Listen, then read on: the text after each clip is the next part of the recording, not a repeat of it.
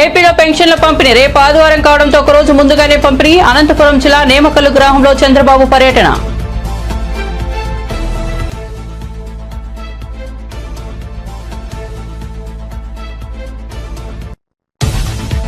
మహబూబ్ నగర్ జిల్లా ఆమిస్తాపూర్లో రైతు పండుగ సభలో పాల్గొన్న రేవంత్ రెడ్డి. గత ప్రభుత్వం మూలాన పడేసిన ప్రాజెక్టులను క్రమంగా పూర్తి చేస్తున్నామన్న బట్టి విక్రమార్క. ప్రతి సంవత్సరం జిల్లా అభివృద్ధికి 20,000 కోట్లు కేటాయిస్తామని కీలక ప్రకటన.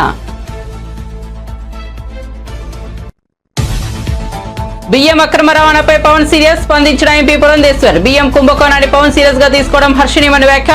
పవన్ మాటల్లో తప్పు లేదని వెల్లడి.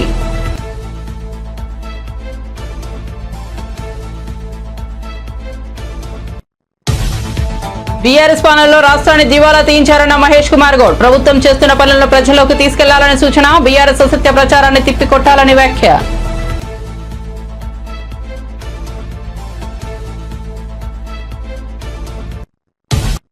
ఇక వార్త వివరాల్లోకి వెళ్తే ఏపీలో ఒక రోజు ముందుగానే సామాజిక పెన్షన్లు అందజేశారు. డిసెంబర్ 1వ తేదీ ఆదివారం కావడంతో నవంబర్ 30వ తేదీన ఇంటింటికి తిరిగి పెన్షన్లు అందజేశారు. ముఖ్యమంత్రి చంద్రబాబు అనంతపురం జిల్లా నేమకల్లులో పెన్షన్ పంపిణీ కార్యక్రమంలో పాల్గొన్నారు. స్వయంగా ఇంటింటికి వెళ్లి పెన్షన్లు అందించారు. చంద్రబాబు నేమకల్లులో దివ్యాంగురాలు భాగ్యమ ఇంటికి వెళ్లారు. ఆమె కుటుంబ పరిస్థితులు అడిగి తెలుసుకున్నారు. ఆమెకు దివ్యాంగ పెన్షన్ 15,000 అందజేశారు. అదే గ్రామంలో రుద్రమ్మ అనే వితంతు మహిళ ఇంటికి వెళ్లి కూడా పెన్షన్ అందజేశారు. ఆమె యోగక్షేమాలు అడిగి తెలుసుకున్నారు.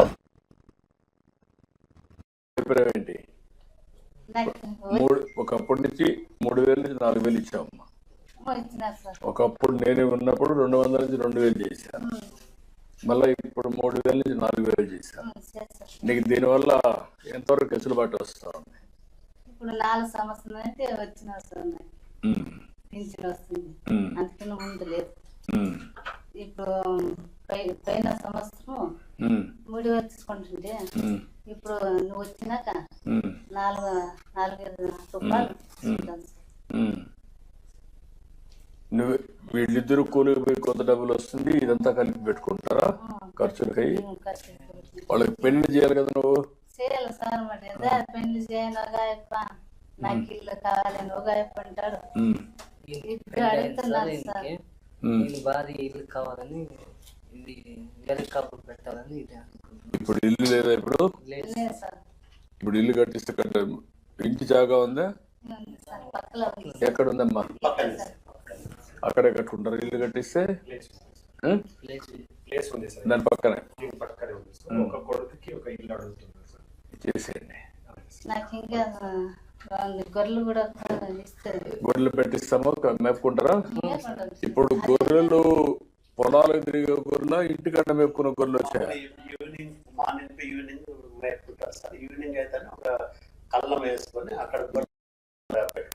అది చేస్తారు. అది కదా అవి రాలేదా? ఫార్మ్స్ అవి రాలేదా? రైతు రుణమాఫీ విషయంలో బీజేపీ బీఆర్ఎస్ కు ముఖ్యమంత్రి రేవంత్ రెడ్డి సవాల్ విసిరారు. శనివారం మహబూబ్ నగర్ జిల్లా అమిస్తాపూర్లో రైతు పండుగ సభ నిర్వహించారు. ఈ సందర్భంగా సీఎం రేవంత్ రెడ్డి మాట్లాడుతూ అధికారంలోకి వచ్చిన 10 నెలల్లోనే దేశ చరిత్రలో ఏ రాష్ట్ర ప్రభుత్వం చేయని విధంగా రుణమాఫీ చేశామని అన్నారు. దేశ చరిత్రలోనే ఇది తొలిసారని తెలిపారు. దీనిపై చర్చించేందుకు తాను సిద్ధమని, ప్రధాని మోదీ, మాజీ సీఎం కేసీఆర్ సిద్ధమా అని ఛాలెంజ్ చేశారు. మొత్తం రాష్ట్రంలోని 25 లక్షల రైతు కుటుంబాలకు రుణమాఫీ చేశామని అన్నారు. మహబూబ్ నగర్ ను వలసల జిల్లా చేసింది కేసీఆర్ అని మండిపడ్డారు. రైతాంగ సోదరులందరూ కూడా ఇక్కడ చేరి పెద్ద ఎత్తున సంబరాలు చేసుకునేటువంటి కార్యక్రమానికి ఈనాటి ఇందిరమ్మ రాజ్యం తీసుకున్నటువంటి అనేక నిర్ణయాలు ఈ పండుగ కారణమైంది. మొదటి సంవత్సరం పూర్తి చేసుకున్న ఉత్సవాన్ని ఈ ప్రపంచానికి తెలియజేయాల్సిందిగా మీ అందరికీ విజ్ఞప్తి చేస్తున్నా. మిత్రులారా, నవంబర్ 30, 2023 నాడు ఏ ఉత్సాహంతో, ఏ అభిమానంతో, ఏ గుండె ధైర్యంతో ఈ పాలమూరు బిడ్డను ఆశీర్వదించాలని ఈ గడ్డంతా అండగా నిలబడి ఈ జిల్లా అంతా ఏకోన్ముఖమై ఎంతో కాలం నుంచి ఎదురు చూస్తున్న అవకాశం ఒక్కసారి వచ్చింది. దీన్ని జార విడుచుకోవద్దని మీరు అండగా నిలబడ్డ రోజు ఇవాళ. ఈ సందర్భంగా మీ ఎదురుగా నేను చెప్పదలుచుకున్నా, పాలమూరు జిల్లా నల్లమల అటవీ ప్రాంతంలో ఒక మారుమూల గ్రామం కొండారెడ్డిపల్లి అనే ఒక చిన్న గ్రామం నుంచి ఒక రైతు బిడ్డగా బయలుదేరిన నేను ఈ జిల్లా కష్టాలను చూసిన, ఈ జిల్లా కన్నీళ్లను చూసిన, ఈ జిల్లా నుంచే పారుతున్న కృష్ణమ్మ గలగలలు చూసిన, కన్న బిడ్డల్ని తల్లిదండ్రుల దగ్గర గుడిసెల దగ్గర వదిలి వలసబోతున్న పాలమూరు బిడ్డల్ని గుంపు మేస్త్రీలు భార్య భర్తల్ని మేటీలుగా పెట్టుకొని తీసుకెళ్లి బొంబాయికి వలస తీసుకుపోతుంటే 6 నెలల పసిబిడ్డల్ని కూడా తల్లిదండ్రుల దగ్గర వదిలేసి జంటలుగా వలసలు పోతున్న వాళ్ళ కన్నీళ్లను నేను కళ్ళతో చూసిన. ముఖ్యంగా అచ్చంపేట, నాగర్ కర్నూలు, వనపర్తి ప్రాంతంలో గుంపు మేస్త్రీల నాయకత్వంలో తట్ట పని, పార పని, మట్టి పని కోసం బొంబాయి దిక్కు వలసలు పోతుంటే ఆనాడు బస్సులు ప్రత్యేకంగా వందలాది బస్సులు ఈ జిల్లా నుంచి వలసలు తీసుకెళ్లడానికి రైతాంగాన్ని తీసుకెళ్తుంటే వనపర్తిలో నేను చదువుకునేవాడిని. ఆ రోజు నేను అనుకున్నా, ఏదైనా ఒకరోజు మనకు రాకపోతుందా, ఎల్లకాలం ఎప్పుడు ఇట్లనే ఉంటుందా, ఒకరోజు మనకు వస్తుంది. ఆనాడు నేను నాకు అవకాశం వస్తుంది అనుకోలేదు. మన పాలమూరు బిడ్డకు ఒకరోజు అవకాశం వస్తుంది, ఆ అవకాశాన్ని అందిపుచ్చుకొని ఈ జిల్లా వలసలను నిలువరించి ఈ జిల్లా బిడ్డల్ని సొంత ఊర్లో సొంత వ్యవసాయం, సొంత కుటుంబానికి దగ్గరగా ఉండి ఈ జిల్లాను ఆదుకోకపోతారా అని నేను ఎదురు చూసిన.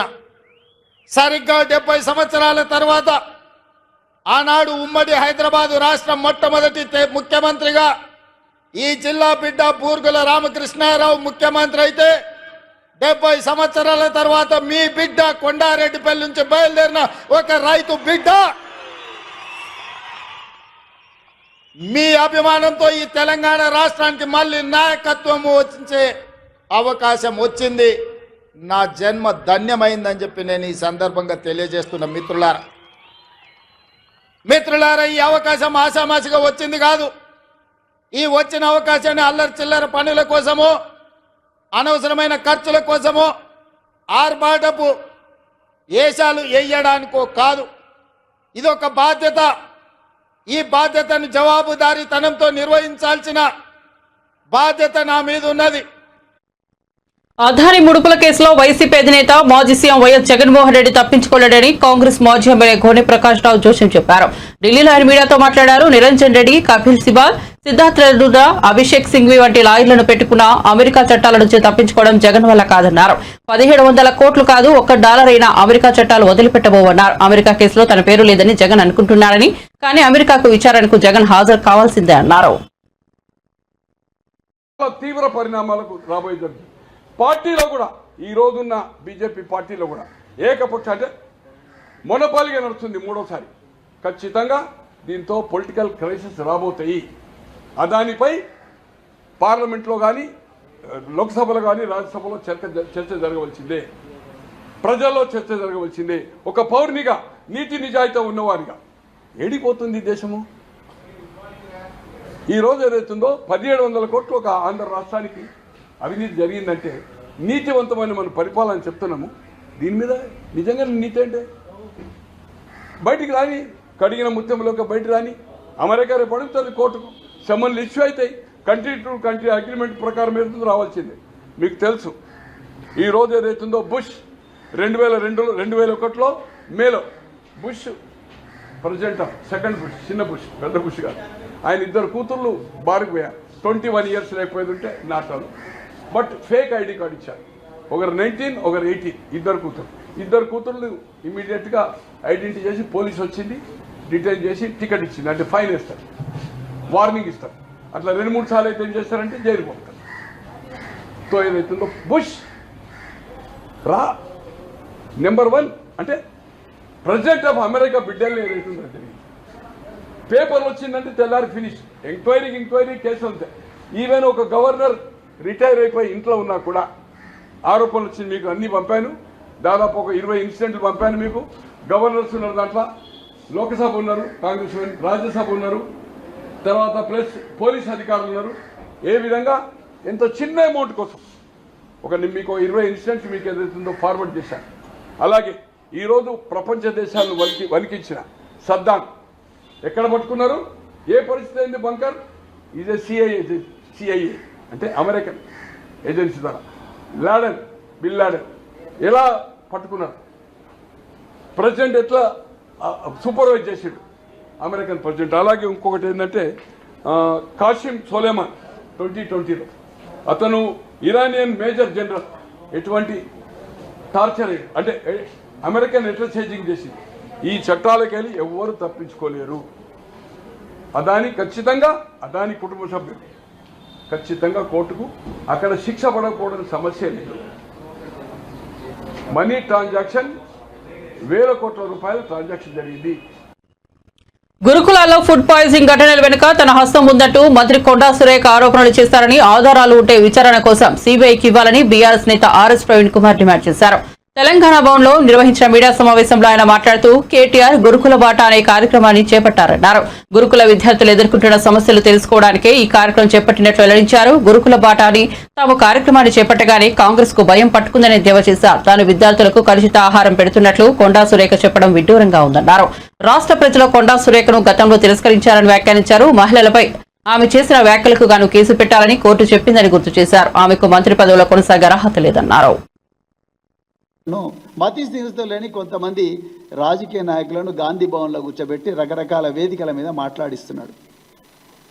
నిన్న మన గౌరవ మంత్రి కొండా సురేఖ గారు వారు నిన్న ఇది మొదటిసారి కాదు నా మీద ఆమె ఆరోపణలు చేయడం, ఇది రెండోసారి మూడవసారి మళ్ళీ నిన్న ఆమె ఆరోపణలు చేశారు.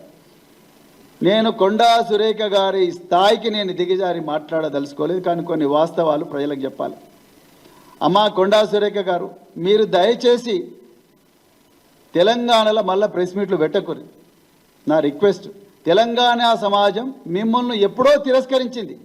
తెలంగాణ ఉద్యమ సమయంలోనే మీరు మానుకోటలో రైల్వే స్టేషన్ దగ్గర తెలంగాణ బిడ్డల మీద, తెలంగాణ పోరాట యోధుల మీద, తెలంగాణ విద్యార్థి నాయకుల మీద ఘోరంగా దాడి చేసినప్పుడే మిమ్మల్ని తెలంగాణ తిరస్కరించింది. మీరు సభ్యత సంస్కారం లేకుండా మాట్లాడతారని తెలంగాణలో ప్రతి ఇంటికి కూడా తెలిసిపోయింది. మహిళలు పురుషులు అనే గౌరవం లేకుండా మాట్లాడతారని తెలిసిపోయింది.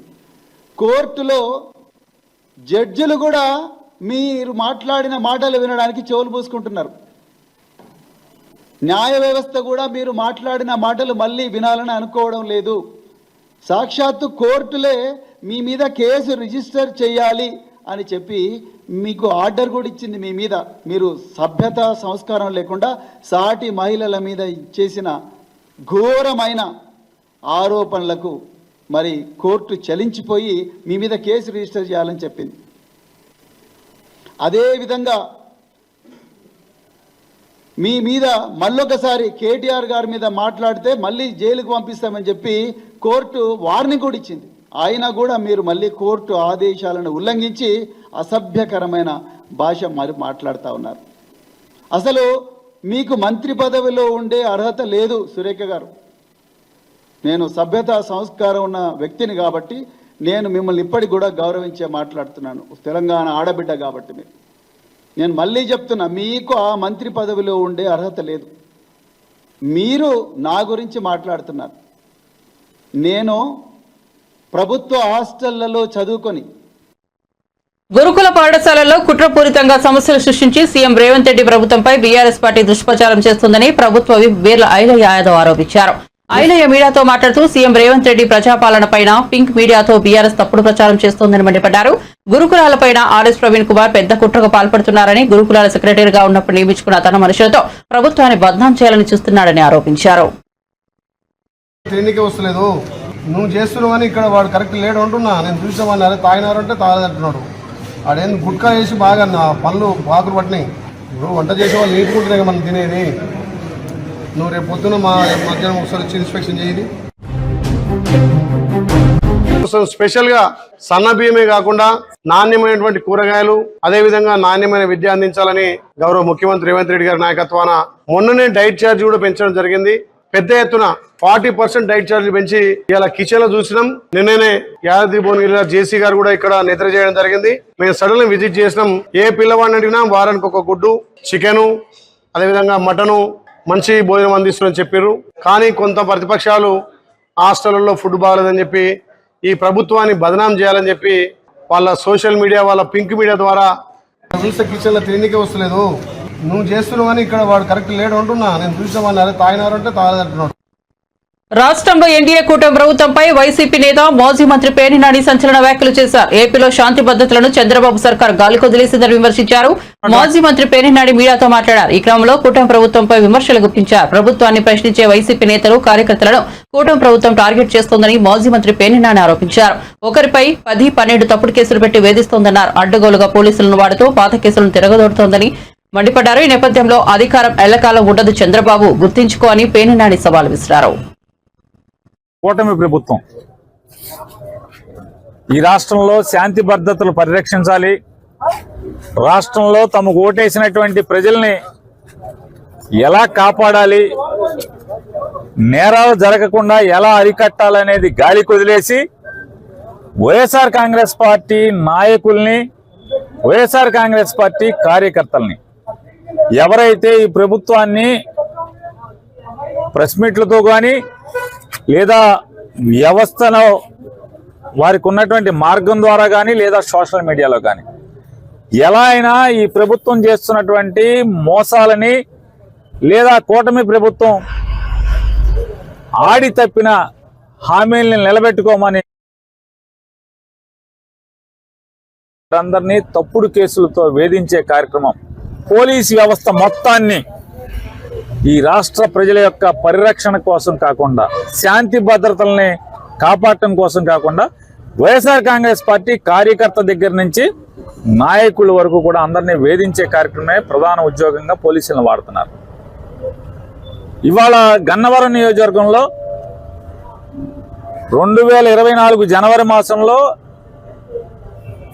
కొంతమంది కొట్టుకుంటే దానిలో 326 క్రైమ్ రిజిస్టర్ అయితే దానిలో 5-6 ముద్దాయిలు అరెస్ట్ అయ్యి 6 రోజులు జైల్లో ఉండి బెయిల్ తీసుకుని జనవరి నుంచి వాళ్ళు శుభ్రంగా రోడ్ల మీద తిరుగుతుంటే అదే కేసుని ఇవాళ ఛార్జ్ షీట్ వేసేసారు. కంప్లీట్ ఫైనల్ ఛార్జ్ షీట్ వేశారు. కానీ కోర్టులో సీసీ నెంబర్ పడలేదనే సాకుతో, అంటే ఆ అవకాశాన్ని తీసుకుని, అంటే మళ్ళీ ఆ ఛార్జ్ షీట్ని వెనక్కి తెచ్చుకుని పాత అధికారులు ఎస్ఐలు కానీ సిఐలు కానీ ఇన్వెస్టిగేషన్ ఆఫీసర్లు సరిగ్గా విచారణ చేయలేదని చెప్పని మళ్ళీ దాన్ని ఓపెన్ చేసి మళ్ళీ తప్పుడు కేసులు 8 మందిని బనాయించి వీళ్ళు కుట్ర చేశారని చెప్పని మళ్ళీ సెక్షన్ ఆల్టర్ చేసి హత్యా ప్రయత్నం చేశారని చెప్పని 307 సెక్షన్ మార్చి వీళ్ళందరినీ కూడా వేధించడం, ధర్మంగా న్యాయం గెలుస్తున్నట్టుగా మ్యాజిస్ట్రేట్ గారు 307 సెక్షన్ తొలగించారు. కానీ బెయిల్ కోసం మూవ్ చేస్తే నల్ల కోటేసుకుని ధర్మంగా వ్యవహరించాల్సినటువంటి పబ్లిక్ ప్రాసిక్యూటర్ కూడా పచ్చ చొంకాల ఒత్తిడికి లొంగి నాకు బెయిల్ పిటిషన్ నాకు అందలేదు, నాకు ఖాళీ. బీఆర్ఎస్ పాలనలో 8 లక్షల కోట్ల అప్పులు చేసి రాష్ట్రాన్ని ఆర్థికంగా దివాలా తీయించారని టీపీసీసీ అధ్యక్షుడు మహేష్ కుమార్ గౌడ్ విమర్శించారు. అక్రమాలకు పాల్పడి రాష్ట్రాన్ని నాశనం చేసిన చరిత్ర బీఆర్ఎస్ వాళ్ళదని చెప్పారు. కాంగ్రెస్ పార్టీ ఎన్ని మంచి పనులు చేస్తున్నా బీఆర్ఎస్ నేతలు అబద్దాలు ప్రచారం చేస్తూ పబ్బం గడుపుకుంటున్నారని మండిపడ్డారు. గాంధీభవన్లో ఆయన మీడియాతో మాట్లాడారు. ప్రభుత్వం చేసిన మంచి పనులను ప్రజల్లోకి వెళ్లి ప్రచారం చేయాల్సిన అవసరం ఉందని మహేష్ కుమార్ గౌడ్ అన్నారు. మనం చేసిన పనులను చెప్పుకోకపోతే వెనుకబడిపోతామని పార్టీగా ఎడర్కు సూచించారు. బీఆర్ఎస్ అసత్య ప్రచారాన్ని తిప్పికొట్టాలని చెప్పారు. 10 ఏళ్లలో బీఆర్ఎస్ చేయలేని పనులు 10 నెలల్లో కాంగ్రెస్ ప్రభుత్వం చేసి చూపించిందని అన్నారు. మతతత్వ ప్రచారంతో బీజేపీ లబ్ధి పొందుతోందని చెప్పారు. బెనర్జీ గారు, ఇందిరా శోభన్ గారు, జావేద్ గారు, జగదీష్ గారు, వేదిక ముందున్న జిల్లా అధ్యక్షులు, రాష్ట్ర కార్యవర్గ సభ్యులు, స్నేహితులందరికీ కూడా నమస్కారాలు. తెలంగాణలో కాంగ్రెస్ ప్రభుత్వం వచ్చింది అంటే అది మీ వల్ల అనే మాట నేను చాలా చోట్ల చెప్తా ఉంటాను. तेलंगाना में सरकार बनाने में कार्यकर्ताओं का भाग ज़्यादा है, उन्हीं की वजह से सरकार बनी. रेवंत रेड्डी जी पीसी प्रेसिडेंट थे, हम वर्किंग प्रेसिडेंट थे, हम बहुत सारे मेहनत करे, लेकिन कार्यकर्ताओं का मेहनत के बिना सरकार नहीं बनी. ये हर मीटिंग में बोलता हूँ. రాష్ట్రంలో మీ కృషి ఆనాడు ఆర్జీపీఆర్ఎస్ కావచ్చు, అది యువజన కాంగ్రెస్ కావచ్చు, మహిళా కాంగ్రెస్ కావచ్చు, రకరకాల frontal organisations, BC department, SC department, SC department, ఎవరి చోట వాళ్ళు గత ప్రభుత్వం పోరాడినారు కాబట్టి మనం అధికారం రాగలిగినాం. సరే కొంత నిరాశ నిచ్చిన ప్రభుత్వం వచ్చి 11 నెలలు అయింది, మీరంతా పదవులకు ఎక్కారు, ముఖ్యమంత్రి అయ్యారు, ఉప ముఖ్యమంత్రి అయ్యారు, మంత్రులు అయ్యారు, ఎమ్మెల్యే అయ్యారు, మా పరిస్థితి ఏంటి అన్నట్టు ఒక మాట ఉంది. వాస్తవం, ఇది ఎక్స్పెక్టేషన్ ఉన్న మాట వాస్తవం. అది మీకు కూడా ఫలాలు అందాల్సిన అవసరం ఉంది, అందుతాయి కూడా. వెనక ముందు కార్యకర్తల యొక్క భాగస్వామ్యం ఈ ప్రభుత్వంలో ఉండబోతా ఉంది. ఇదివరకే మీరు చూసినారు 37 కార్పొరేషన్ చైర్మన్ లేస్తే దాదాపు 80% పైగా జిల్లా కాంగ్రెస్ కమిటీ అధ్యక్షుడు. గతంలో ఎప్పుడు ఇలా జరగలేదు. డిసిసి అధ్యక్షుల వారిని, ఫ్రంటల్ అధ్యక్షుల వారు 80% పైగా కార్పొరేషన్ చైర్మన్లు అయినారు. ఇక రేవంత్ రెడ్డి గారు, భట్టి గారు, ఉత్తమ్ కుమార్ రెడ్డి గారు మేమందరం కూర్చొని ఒకరోజు ముఖ్యమంత్రి గారు కారులో పోతున్నప్పుడు వాళ్ళ వల్ల మనం అధికారంలోకి వచ్చాం, వీళ్ళకు కూడా ఇమ్మీడియట్గా ఫలాలు అందాలనుకున్నప్పుడు అది త్వరతగిన చేసి ప్రభుత్వం వచ్చిన 2-3 మాసాల్లో అందరికి చైర్మన్లు ఇవ్వగలిగినాం. సో దాంట్లో కొంత వెనక ముందు సిద్ధేశ్వర్ లాంటి వారికి కూడా రావాల్సిన అవసరం ఉన్నది. మిగిలిపోయిన వాళ్ళకు కూడా చైర్మన్తో పాటు డైరెక్టర్స్ కూడా చాలామంది, సిద్ధేశ్వర్ గారు మీరు సీనియర్గా అంటే నిన్న మొన్న వచ్చినప్పుడు కాకుండా 5 ఏళ్ళు 10 ఏళ్ళ నుంచి ఎవరైతే ఈ ఆర్మీస్ అంటు పెట్టుకున్నారో, ఇప్పుడు ధనలక్ష్మి ఉంది, పాదయాత్రలో భారత జోడో యాత్రలో పాల్గొంది, మీనాక్షితో మొత్తం పాదయాత్ర ఉంది. మహిళలు జెంట్స్ చాలామంది ఉన్నారు, చందన ఉండే, చాలామంది శ్రమించి కష్టపడే వ్యక్తులు. వాళ్ళ లిస్ట్ ఒకటి ఇవ్వండి, డెఫినెట్గా వచ్చే ఏపీలోని కాకినాడ పోర్టును శుక్రవారం డిప్యూటీ సీఎం పవన్ కళ్యాణ్ సందర్శించిన విషయం తెలిసిందే. ఈ క్రమంలో పవన్ కళ్యాణ్ రేషన్ బియ్యం అక్రమ రవాణాపై సీరియస్ అయ్యారు. అయితే తాజాగా బియ్యం అక్రమ రవాణాపై బీజేపీ రాష్ట్ర అధ్యక్షురాలు ఎంపీ దగ్గుబాటి పురంధేశ్వరి స్పందించారు. ఈ క్రమంలో పవన్ కళ్యాణ్ ఈ విషయాన్ని సీరియస్ గా తీసుకోవడాన్ని స్వాగతిస్తున్నామని ఆమె తెలిపారు. ఈ సందర్భంగా ఆమె మాట్లాడుతూ కాకినాడ పోర్టును కేంద్రంగా చేసుకుని విదేశాలకు అక్రమంగా బియ్యం రవాణా చేసిన అంశంపై తాము గతంలో కూడా ప్రశ్నించామని ఆమె గుర్తించారు. ఇప్పుడు ఆ ప్రాంతంలో పవన్ కళ్యాణ్ పర్యటన తమ వాదనకు బలం చేకూరిందన్నారు. ఈ క్రమంలో రాష్ట్ర పౌర సరఫరాల శాఖ మంత్రి నాదెండ్ల మనోహర్ వివిధ ప్రాంతాల్లో చేసిన తనిఖీల్లో రేషన్ బియ్యం అక్రమ రవాణా, గోదాముల్లో నిల్వలు బయటపడ్డాయన్నారు. ఇవన్నీ కాకినాడ పోర్టు నుంచి నౌకల ద్వారా తరలిస్తున్నట్లు గుర్తించారని ఎంపీ పురంధేశ్వరి వ్యాఖ్యానించారు. National smuggling of PDS rice కాబట్టి ఇది ఇంటర్నేషనల్ ఇష్యూవే కదా, కనుక వాటన్నిటినీ దృష్టిలో పెట్టుకుని పవన్ కళ్యాణ్ గారు it may turn out to be an international issue అని చెప్పడంలో ఎటువంటి అతిశయోక్తి లేదు. మనం చూస్తున్నాం నాదెండ్ల మనోహర్ గారు సివిల్ సప్లైస్ మినిస్టర్గా అనేక గోడౌన్ల మీద వారు ఇన్స్పెక్షన్ చేయటం, పెద్ద ఎత్తున అక్కడ పీడిఎస్ రైస్ దొరకటం, వాటన్నిటినీ కూడా ఇంచుమించుగా కాకినాడ పోర్టు నుండి వారు అక్కడ నుండి తరలించేస్తున్నారు అనేటువంటి విషయం ఇవన్నీ కూడా మనం చూసాం. అయితే గత ప్రభుత్వంతో అధికారంలో ఉన్నటువంటి పార్టీతో సంబంధం ఉన్నటువంటి నాయకుల పేర్లు ముడిపడి ఉన్నటువంటి విషయాన్ని మనం ఇక్కడ గమనించాలి. కనుక భారతీయ జనతా పార్టీ ఎప్పుడు వెనకడుగు వేయలేదు ఇటువంటి అంశాల మీద గళం విప్పడానికి. అదేవిధంగా ఇవాళ పవన్ కళ్యాణ్ గారు కూడా ముందుకు వచ్చి దానికి బలం చేకూర్చడం అనేది ఇది నిజంగా ప్రతి ఒక్కరు కూడా గమనించవలసినటువంటి విషయం, స్వాగతించవలసిన. పెద్ద ఎత్తున కేంద్ర ప్రభుత్వం వాటన్నిటినీ కూడా అందిస్తున్నటువంటి విషయం మనం ఖచ్చితంగా స్వాగతించాలి.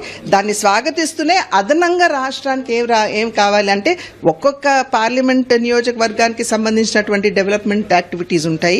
రాజమండ్రికి సంబంధించి 2027లో జరగబోయేటువంటి పుష్కరాలు ఏవైతే ఉన్నాయి వాటిని దృష్టిలో పెట్టుకుని ఏ రకంగా వనరులు తెచ్చుకోవాలనేటువంటి విషయం మీద ఖచ్చితంగా మేము దృష్టి 98 కోట్ల రూపాయలు ఇవాళ అఖండ గోదావరి కింద అక్కడ ఉన్నటువంటి ఘాట్లు కావచ్చు, అదేవిధంగా హ్యావ్లాక్ బ్రిడ్జ్ 100 సంవత్సరాలు పైబడినటువంటి బ్రిడ్జ్ ఏదైతే ఉందో దానికి హెరిటేజ్ వాల్యూ ఉంది. కనుక దాన్ని కూడా ఒక పర్యాటక ప్రాంతంగా డెవలప్ చేయడానికి అఖండ గోదావరి కింద 98 కోట్లు ఇచ్చినందుకు నేను కేంద్ర ప్రభుత్వానికి నా ధన్యవాదాలు తెలియజేస్తున్నాను. అదేవిధంగా గండికోటను కూడా డెవలప్ చేయడానికి 75 కోట్ల రూపాయలు కేంద్ర ప్రభుత్వం మంజూరు చేసింది. మనకి సహకరిస్తున్నటువంటి కేంద్ర ప్రభుత్వానికి, మోడీ గారికి నా ధన్యవాదాలు తెలియజేస్తున్నాను. తెలంగాణలో కాంగ్రెస్ ప్రభుత్వంపై తీవ్ర విమర్శలు చేశారు కేంద్ర మంత్రి కిషన్ రెడ్డి. కాంగ్రెస్ ప్రభుత్వాలలో ఏ ఒక్క వర్గము సంతోషంగా లేదన్నారు. ఎన్నికల సమయంలో ఇచ్చిన హామీలను అమలు చేయడంలో ప్రభుత్వం పూర్తిగా విఫలమైందని మండిపడ్డారు. ఈ క్రమంలో కాంగ్రెస్ ప్రభుత్వ వైఫల్యాలను డిసెంబర్ 6న బహిరంగ సభ ద్వారా ప్రజలకు వెళ్లనున్నట్లు చెప్పుకొచ్చారు. కేంద్ర మంత్రి కిషన్ రెడ్డి బీజేపీ ఆఫీసులో శనివారం మీడియాతో మాట్లాడుతూ రాష్ట్రంలోని ఏ ఒక్క వర్గం సంతోషంగా లేదన్నారు. హామీల అమలులో కాంగ్రెస్ ఫెయిల్ అయింది. రాష్ట్రంలో 2 లక్షల ఉద్యోగాలు భర్తీ చేస్తామన్న కాంగ్రెస్ ప్రభుత్వం నుంచి నోటిఫికేషన్లు లేవన్నారు. గత ప్రభుత్వం పరీక్షలు నిర్వహించిన వాటికి వీళ్లు భర్తీ చేశామని చెబుతున్నారు. ఆరోగ్య రుణమాఫీ చేసి మొత్తం పూర్తి చేశామని చెబుతున్నారని తెలిపారు. లేకపోతే వెల్ఫేర్ యాక్టివిటీ తీసుకున్నా పూర్తిగా కేంద్ర ప్రభుత్వం నుంచి వస్తున్నటువంటి సహకారమే తప్ప ఈరోజు రాష్ట్రంలో ఏ రకమైనటువంటి కార్యక్రమాలు చేపట్టడం లేదు. ముఖ్యంగా ఈరోజు స్థానిక సంస్థల ఎన్నికలు జరుగుతూ ఉన్నాయి. గ్రామ పంచాయతీలకు గతంలో పరిపాలన చేసినటువంటి టిఆర్ఎస్ పార్టీ ఒక్క రూపాయి కూడా ఏ రోజు ఇవ్వలేదు. మరి ఈరోజు సంవత్సరం పాటుగా అధికారం వెలగబెట్టినటువంటి రేవంత్ రెడ్డి కాంగ్రెస్ పార్టీ ప్రభుత్వం కూడా గ్రామ పంచాయతీలకు రూపాయి ఇచ్చిన పాపాన పోలేదు. కేంద్ర ప్రభుత్వం నేరుగా 15th ప్లానింగ్ కమిషన్ ప్రకారం ఫైనాన్స్ కమిషన్ నివేదిక ఆధారంగా గ్రామ పంచాయతీ నిధులు ఇస్తున్నారే తప్ప కేంద్ర ప్రభుత్వం ఇచ్చేటువంటి మనరేగా ఆధ్వర్యంలో గ్రామాల్లో ఇంటర్నల్ రోడ్స్ కానీ ఇతరత్ర అభివృద్ధి కార్యక్రమాలు జరుగుతున్నాయి తప్ప రాష్ట్ర ప్రభుత్వం ఒక్క రూపాయి కూడా ఇవ్వలేదు. అందుకే ఈరోజు ఈ రాష్ట్రంలో ఏ ఒక్క వర్గం కూడా సంతోషంగా లేదు. అది రైతాంగం కావచ్చు, మహిళలు కావచ్చు, నిరుద్యోగులు కావచ్చు, విద్యార్థులు కావచ్చు, అన్ని వర్గాల ప్రజలు కూడా ఈరోజు అసంతృప్తితో ఉన్నారు. దీన్ని దృష్టిలో పెట్టుకొని మనము రానున్న రోజుల్లో మరి ప్రజలను సంఘటితం చేసి ఒక ఉద్యమ బాట పట్టాల్సినటువంటి అవసరం ఉంది. ఆ దిశలోనే పార్టీని రూపకల్పన చేయాలి. ఈరోజు మనము సంఘటన పార్టీ సంస్థాగత వివరాలు చూస్తా ఉన్నాం. పోలింగ్ బూత్ స్థాయి నుంచి జాతీయ స్థాయి వరకు కూడా కొత్త కమిటీలు రాబోతా ఉన్నాయి. కొత్త రక్తం పార్టీలో చేరబోతా ఉంది. కొత్త నాయకత్వం ఈరోజు గ్రామ స్థాయి నుంచి జాతీయ స్థాయి వరకు కూడా భారతీయ జనతా పార్టీలో రానున్నారు. విద్యుత్ ఛార్జీలు పెంచి తమపై నిందలు మోపడం దారుణమంటూ కూటమి సర్కార్ తీరుపై మాజీ మంత్రి కాకాని గోవర్ధన్ రెడ్డి మండిపడ్డారు. ఆయన మీడియా సమావేశంలో మాట్లాడుతూ ఎన్నికల ప్రచారంలో కరెంట్ ఛార్జీలు పెంచనని చెప్పి రెండోసారి కూడా పెంచుతున్నారంటూ దుయ్యబట్టారు. 9,400 కోట్ల రూపాయల అదనపు భారాన్ని ప్రజలపై మోపుతున్నారన్నారు. విద్యుత్ రంగం క్షోభంలో కూరుకుపోవడానికి చంద్రబాబు ప్రధాన కారణమన్నారు. 2014 నుంచి 19 మధ్య సోలార్, విండ్ పవర్ ను సగటున 5.10 పైసలపైనే చంద్రబాబు ఒప్పందం కుదుర్చుకున్నారు. వైఎస్ జగన్ నిర్ణయం వల్ల రాష్ట్రానికి 1,10,000 కోట్ల ఆదాయం వస్తే చంద్రబాబు హయాంలో 90,000 కోట్ల రూపాయల ప్రజలపై భారం పడిందన్నారు. చంద్రబాబు దిగిపోయేసరికి 26,215 కోట్ల రూపాయల అప్పు ఊబిలోకి డిస్కంలు వెళ్లిపోయాయని కాకాని వివరించారు. సంబంధించినటువంటి విద్యుత్ అదనంగా వసూలు చేయాలి ప్రజల దగ్గర నుంచి అనే అదనపు భారాన్ని ఈరోజు ప్రజలకు అనేక రకాలుగా ట్రూ అప్ ఛార్జీస్, ఇంధన సర్దుబాటు ఛార్జీలు, రకరకాలైనటువంటి పేర్లతో ఈరోజు ప్రజల నుంచి ముక్కుబిండి వసూలు చేయడానికి చంద్రబాబు నాయుడు గారు సిద్ధపడ్డారు. ఒకసారి ఈరోజు చంద్రబాబు నాయుడు మాట్లాడుతున్నాడు. ఏమనంటే వైఎస్ఆర్ కాంగ్రెస్ పార్టీ ప్రభుత్వంలో తీసుకున్నటువంటి నిర్ణయాల వల్ల, వైఎస్ఆర్ కాంగ్రెస్ పార్టీ ప్రభుత్వంలో తీసుకున్నటువంటి అనేక కార్యక్రమాల వల్ల ఈరోజు ఈ విద్యుత్ ఛార్జీలు భారం పడుతుందని చెప్పాడు. చంద్రబాబు నాయుడు మాట్లాడేటువంటి ప్రతి మాట వైఎస్ఆర్ కాంగ్రెస్ పార్టీని, జగన్మోహన్ రెడ్డి గారిని తలుచుకుంటే తప్ప చంద్రబాబుకి, కూటమి పెద్దలకి నిద్ర పట్టేటువంటి పరిస్థితి లేదు. కాబట్టి మీరు చేసినటువంటి ప్రతి పొరపాటు, మీరు ప్రజలను మోసం చేయాలనుకున్నటువంటి ప్రతిసారి జగన్మోహన్ రెడ్డి గారి మీద ఆ నిందలు మోపడానికి మీరు సిద్ధపడడం, దానికి అనుకూలంగా కొంత పచ్చ మీడియా బాకా ఓదరం అనేటువంటిది ఆంధ్ర రాష్ట్రంలో పరిపాటిగా మారిపోయింది. వాస్తవం చెప్పాలి అంటే ఈరోజు వీటన్నిటికీ కారణం ఆంధ్ర రాష్ట్రం విద్యుత్ రంగం పెను సంక్షేమంలో కూరుకుపోవడానికి ప్రధాన కారకుడు చంద్రబాబు నాయుడు గారు. 2014 నుంచి 2019 వరకు చంద్రబాబు నాయుడు గారు తీసుకున్నటువంటి అనేక రకాలైనటువంటి నిర్ణయాలు ఆశపడి అవినీతికి పాల్పడుతూ ఒప్పందాలు, విద్యుత్ ఒప్పందాలు, పవర్ పర్చేజ్ అగ్రిమెంట్స్ చేసుకోవడం వల్ల ఈరోజు రాష్ట్రానికి ఇటువంటి దుస్థితి ఏర్పడింది. బులెటిన్ ముగించే ముందు హెడ్లైన్స్ మరోసారి చూద్దాం. ఏపీలో పెన్షన్ల పంపిణీ రేపు ఆదివారం కావడంతో ఒకరోజు ముందుగానే పంపిణీ. అనంతపురం జిల్లా నేమకలు గ్రామంలో చంద్రబాబు పర్యటన.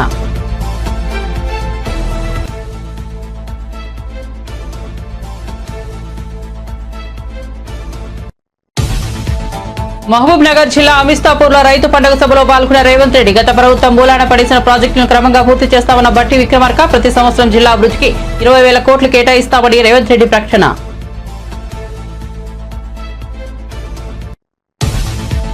బియ్యం అక్రమ రవాణాపై పవన్ సీరియస్, స్పందించిన ఎంపీ పురంధేశ్వర్. బియ్యం కుంభకోణాన్ని పవన్ సీరియస్ గా తీసుకోవడం హర్షణీయమని వ్యాఖ్య. పవన్ మాటల్లో తప్పు లేదని వెల్లడి.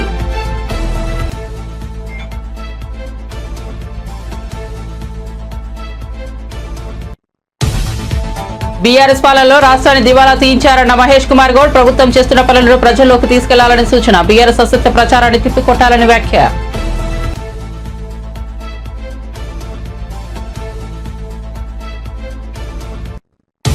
మరిన్ని అప్డేట్స్ కోసం చూస్తూనే ఉండండి మన టీవీ.